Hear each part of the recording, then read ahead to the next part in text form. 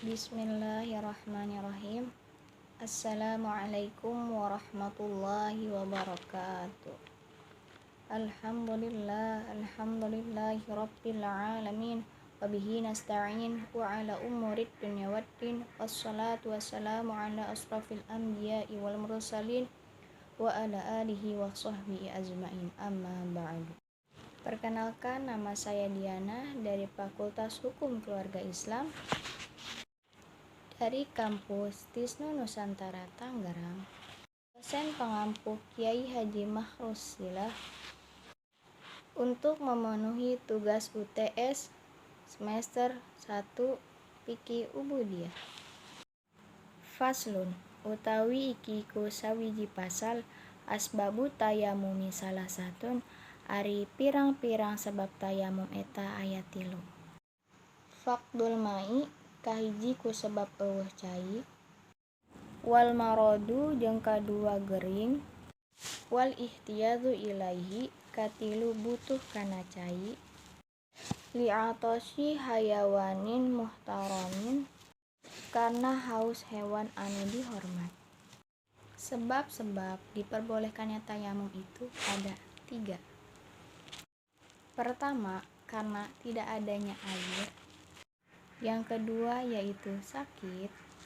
Yang ketiga yaitu menjaga kehausan hewan yang dihormati.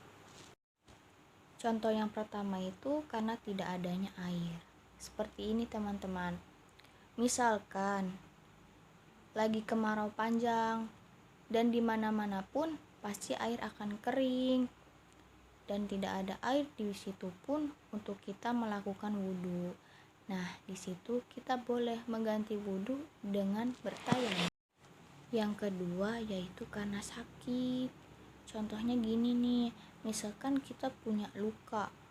Luka itu tuh benar-benar nggak boleh kena air karena takutnya kalau terkena air akan semakin parah. Di situ pula ada hal yang bikin kita gampang untuk tetap bisa melaksanakan sholat, yaitu menggantikan wudhu dengan bertayamum.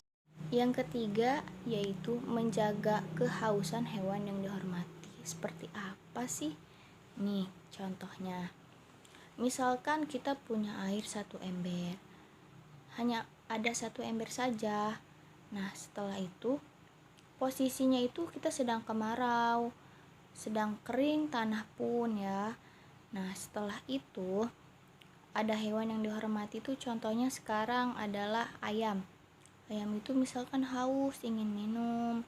Nah kita nggak apa-apa kasih air yang ada 1 ember itu untuk si ayam dan kita menggantikan air wudhu kita, menggantikan wudhu kita dengan bertayamum.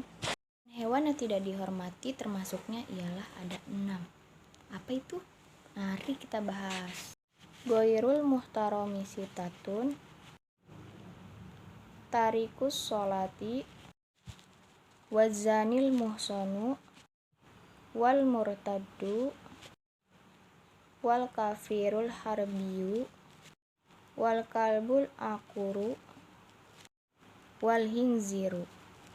Pertama yaitu orang yang meninggalkan sholat padahal dia itu seorang muslim. Yang kedua yaitu jina muson. Apa sih jina muson? Jina muson adalah orang yang melakukan jina namun dalam keadaan pernah menikah. Contohnya seperti ini nih. Jadi sekarang tuh kan lagi marak tentang perselingkuhan. Nah, si istri punya suami, si suami punya istri. Nah, si istri dan si suami dalam bentuk beda orang ya, maksud dalam singkat itu beliau belum pernah melakukan pernikahan berdua. Nah lalu ia berzina, itu dianggap sebagai zina muson dan hukumannya itu adalah diranjam. Yang ketiga yaitu orang yang murtad. Orang murtad itu orang yang keluar dari agama Islam, beda dengan yang non muslim lalu masuk Islam, itu disebut dengan mu'alaf. Yang keempat yaitu kafir musuh. Kafir musuh itu bisa disebut dengan kafir harobi, sedangkan kafir jimi adalah kafir yang dilindungi oleh pemerintahan Islam. Yang kelima yaitu anjing, dan yang keenam adalah babi. Meskipun anak-anaknya, tetap ia menjadi hewan yang tidak dihormati. Mungkin hanya ini yang dapat saya sampaikan. Semoga bermanfaat bagi teman-teman semua.